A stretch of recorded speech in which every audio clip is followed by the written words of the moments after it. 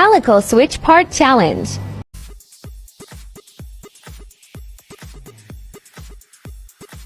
SB19 Pablo napakaastig, tuwang-tuwa nang mabunot ang kalakalsong part ni Stel.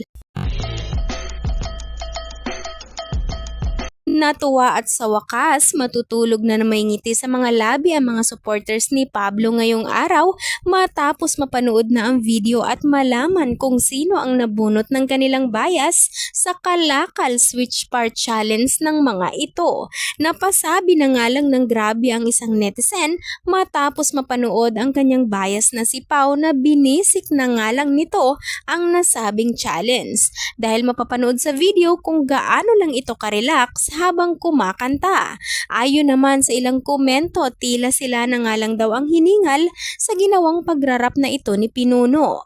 Komento naman ng isa na iinggit na din daw siya sa kinis ng mukha ni Pablo. Samantala kung may natuwa at nainggit ay meron din namang nag-alala kay Pau dahil ayon sa kanila nakikita umano sa mga magaganda at mapupungay na mga mata nito na parang sobrang stress ito at napasabi na sana okay lang ang kanilang bias. Calico Switch Part Challenge.